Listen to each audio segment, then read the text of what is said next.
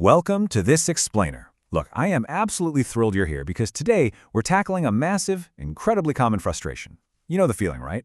You can read English perfectly, you can write it flawlessly, but the exact moment you actually open your mouth to speak, your mind just goes completely blank.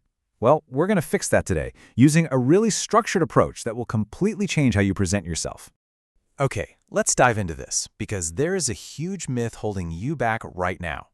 Most people think fluency means you have to, block yourself in a room and memorize thousands of complex words and strict grammar rules.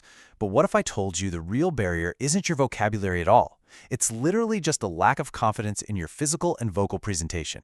To prove this, let me introduce you to Karen and Arjun. Just imagine them saying the exact same sentence. Karen has poor posture, his hands are folded defensively, and he's speaking in this flat, monotone voice. But now, look at Arjun. His back is perfectly straight, his hands are moving freely, and he's greeting you with a warm, genuine smile. Even before they finish their sentence, who do you trust more? Who looks more fluent? Of course, it's Arjun. Two people saying the exact same thing look and sound drastically different based entirely on their physical presentation. It's crazy. So to get you to Arjun's level, we're building what we call the pyramid of professionalism.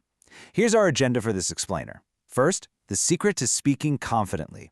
Second, mastering your body language. Third, the power of tonality. Fourth, perfecting your pronunciation. And finally, professional phrases and etiquette. Consider this day one of your transformation, building up from the absolute basics. Let's move straight to our first core section. Number 1, the secret to speaking confidently. It's not about vocabulary. So many highly educated professionals, officers, teachers, executives, they sound unfluent because they obsess over the rules instead of focusing on the actual mechanics of their delivery. And you know what the fascinating math is here? You absolutely do not need to memorize 1,500 or 2,000 words to sound professional. You only need about 250 to 300 everyday words. But, and here's the catch, those words must be delivered with absolute confidence. If you master the delivery of those core words, true fluency just naturally follows. Moving on to Section 2, Mastering Your Body Language, the Base of the Pyramid. I want to be your supportive big brother for a second here, because before we even touch your tongue, we have to fix your physical presence. Your body speaks volumes before you even say hello. So step 1, right now, wherever you are, sit up straight. Go ahead, straighten that back. Slouching literally instantly kills your presence. Step 2, keep your hands natural. Never fold them. When you fold your arms, you're basically broadcasting fear and discomfort to the entire room. Free hands show you're relaxed and totally in control. And step 3, always smile. So, the crucial point is, half your confidence comes from your posture. And yes, that absolutely includes your facial expressions. A smile is actually this incredible two-way street. When you smile and project positivity, the audience looks at you favorably. And when you see them looking at you with expectation and approval, well, it instantly boosts your own internal confidence. It's a fantastic little loop. Now that your base is solid, let's move up the pyramid to Section 3, the power of tonality, fixing your delivery. Speaking English without injecting human emotion is a critical mistake. You will sound like a robot, and people will tune out immediately, no matter how perfect your grammar actually is. Just watch how these basic sentences completely change based on the emotion you inject. If I'm asking a question, I don't flatly say, "Why are you here?" I say it with genuine curiosity. "Why are you here?"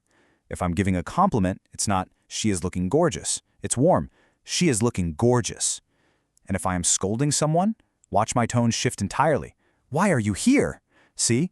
The emotion completely transforms the meaning and the impact. And this brilliantly illustrates the concept of word stress. This is basically when you emphasize a specific word to convey the true emotion and intent of a sentence. Hitting the right notes on specific words, like hitting the word hard when you say you have to work hard, it instantly makes you sound like a fluent, persuasive professional speaker. Moving right along to Section 4, perfecting your pronunciation, polishing the tongue.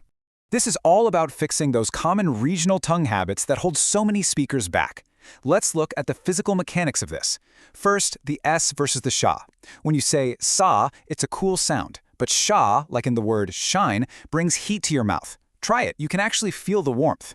Then we have ja versus za. For the Z sound, you really need to push air right through your teeth. Za.